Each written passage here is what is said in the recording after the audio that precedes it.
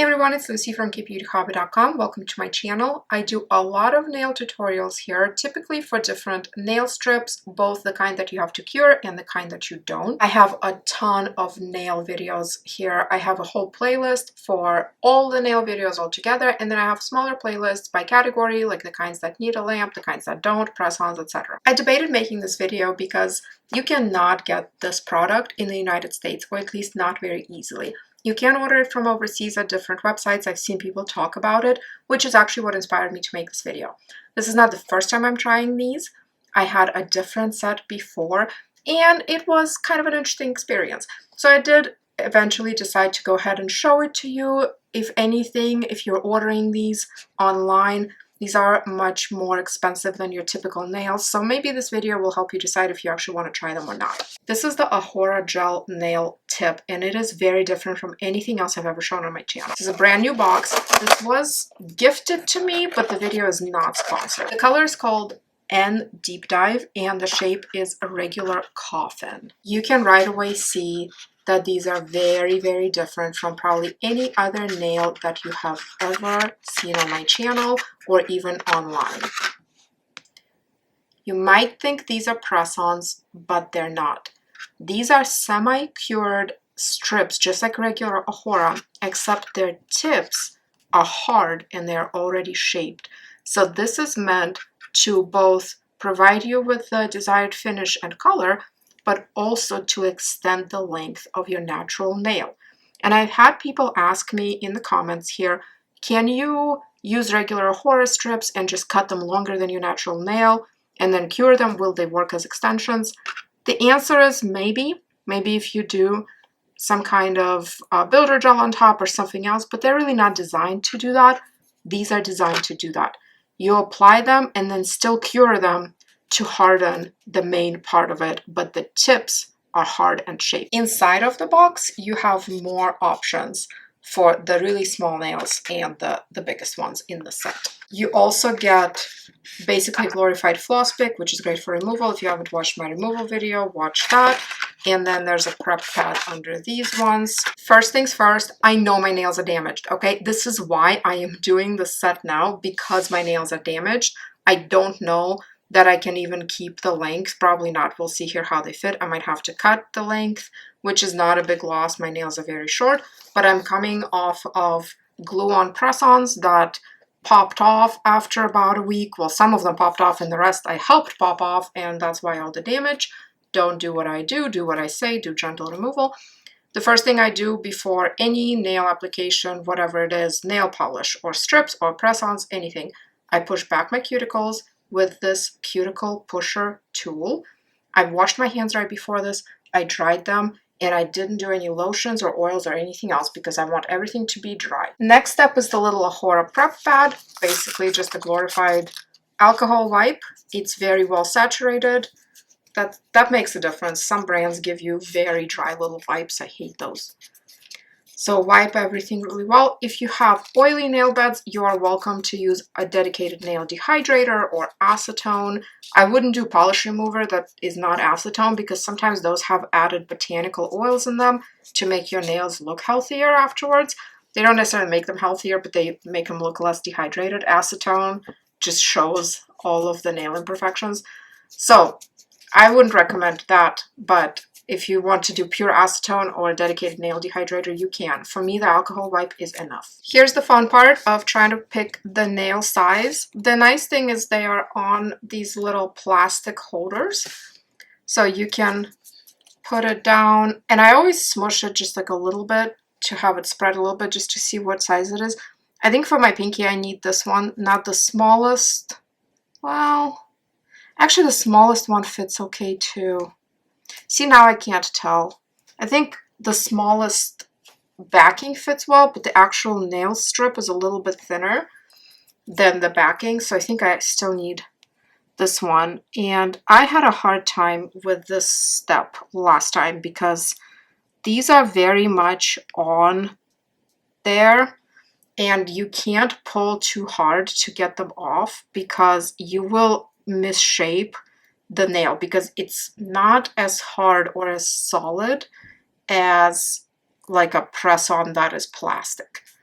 because these are semi-cured. There, I took it off without mangling it too badly. So you can see here the tip is rigid or almost rigid. It will be once we cure it. The base though is very flexible. I'm not touching the sticky part, I'm just touching the bottom. You can see how it's nice and bendy. Just like with nail strips, and I would say these are easier than nail strips to put on because they're a little bit more rigid.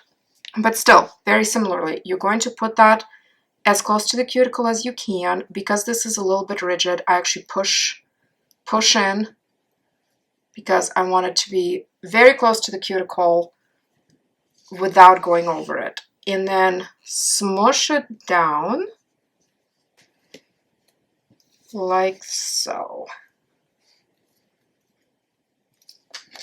I'm going to use my little optional tool, this little guy. It's a rubber tipped cuticle pusher. The only reason I use that is just to make sure very good adhesion and no bubbles around the edges, because that's what's going to give you lifting. You can see these are quite long. And now we're going to do the same process for the rest of the nails. Again, this is the hardest part of this, is removing them from their respective holders. And the best way I found is to do it from the rigid edge, the tip side, because if you start from the bottom, it's easier to disfigure them. But you can see how hard they are, so on there. I don't know. I mean, I'm not sure why it's like that, but maybe that's why they haven't rolled them out in the United States yet. Okay, so same thing. Push, smush. The nice thing is I am able to keep all of the length of my nail.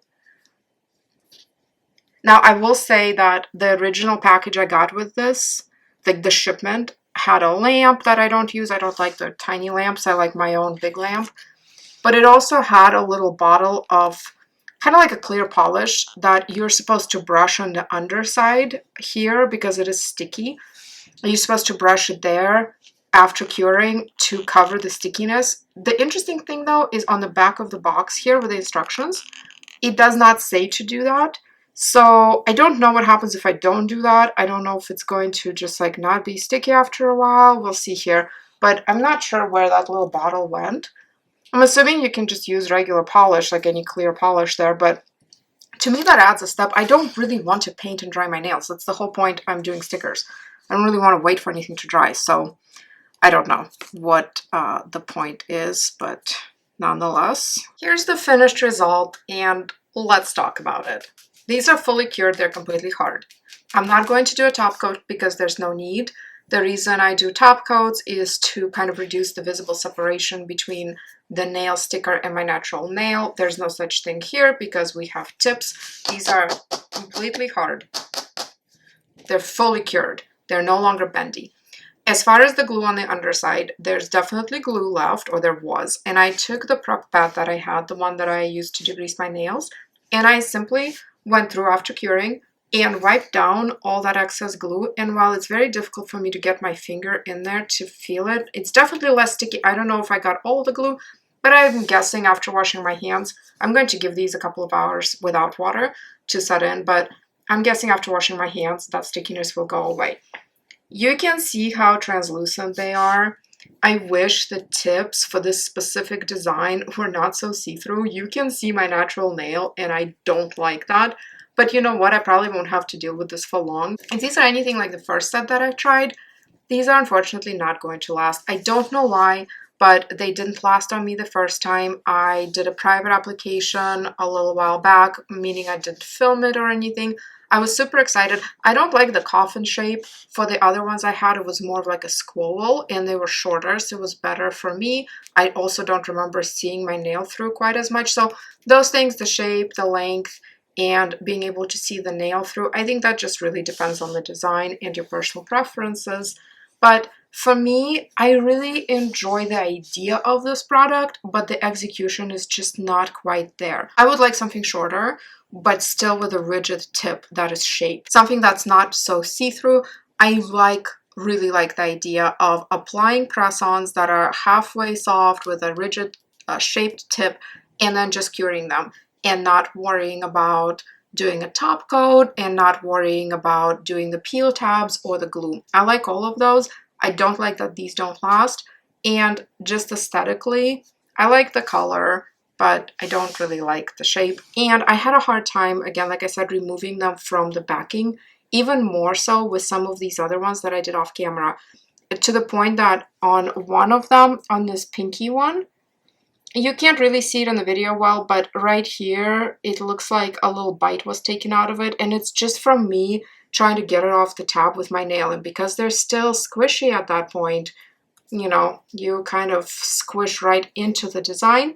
And then on one of these, somewhere, a little bit of the top coat even came off, but now I can't find which one. I also don't love all of this leftover glue on the back. I don't know why they needed to have glue all the way to the tip.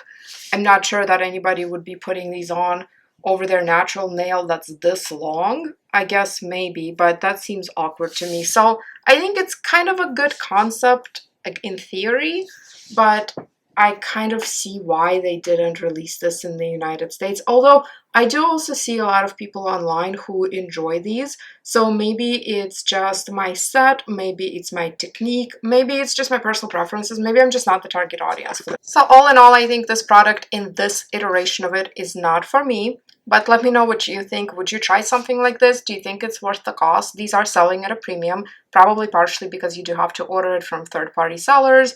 Can't really get it directly from the website, or at least not from the US website or Amazon or anything. So let me know what you think.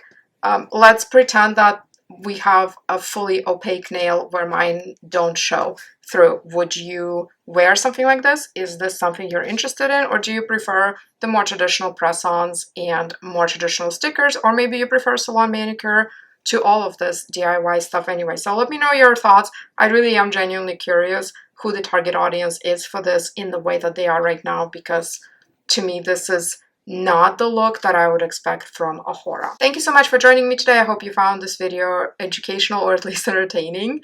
You can find me on Instagram at KBeautyHobbit, my blog KBeautyHobbit.com, and in my private Facebook group, Korean Beauty Fanatics. I hope to see you in my next video, and until then, I hope you're having a wonderful week. Thank you so much. Bye.